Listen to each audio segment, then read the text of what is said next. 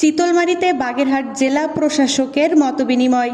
SS সাগরের তথ্য ও ভিডিওচিত্রে বিস্তারিত। বাগেরহাটের জেলা প্রশাসক আহমেদ কামরুল হাসান চিতলমারী উপজেলার বিভিন্ন সরকারি দপ্তরের প্রধানদের সাথে মতবিনিময় সভা করেছেন। বৃহস্পতিবার 4 সেপ্টেম্বর চিতলমারীর বিভিন্ন উন্নয়নমূলক কাজ ও সরকারি দপ্তর ও শিক্ষা প্রতিষ্ঠান পরিদর্শন শেষে বেলা 12টায় উপজেলা পরিষদ সভাকক্ষে এ সভা হয়। সভায় জেলা প্রশাসক আহমেদ কামরুল হাসান প্রধান অতিথি হিসেবে বক্তব্য রাখেন।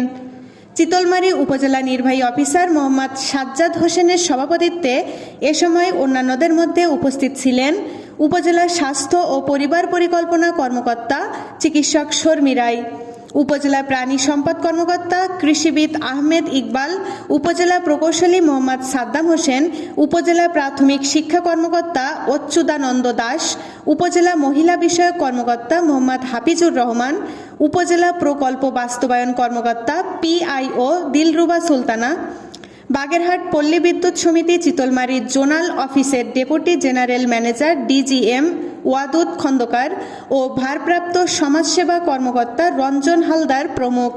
মতবিনিময়ের আগে জেলা প্রশাসক আহমেদ কামরুল হাসান চিতলমারী থানা পরিদর্শন এবং থানার ভারপ্রাপ্ত কর্মকর্তা ওসি এস.এম. শাহাদাত হোসেনের সাথে মতবিনিময় করেন। পরে তিনি চিতলমারী বাজারের নবনির্মিত ওয়াশ ব্লক উদ্বোধন ও চিতলমারী আদর্শ শিশু বিদ্যানিকেতন পরিদর্শন করেন।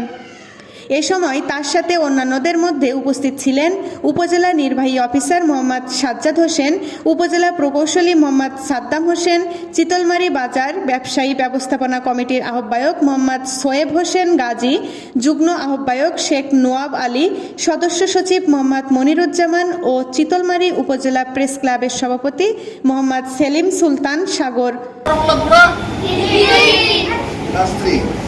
আরো বড় হইতে হবে না, পরে যাইতে হবে, ফাইভে যাইতে হবে। এখন কিন্তু সরকার নতুন একটা আবার সিস্টেম করতেছে, আগে ছিল বৃত্তি পরীক্ষা হবে, তাই না?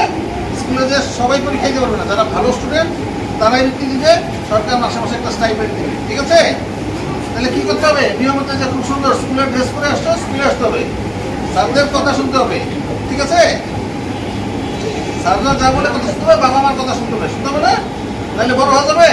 ডাক্তার হইতে অনেক করতে হবে, ইঞ্জিনিয়ার হইতে অনেক করতে হবে, ঠিক আছে? বলে করবো তো?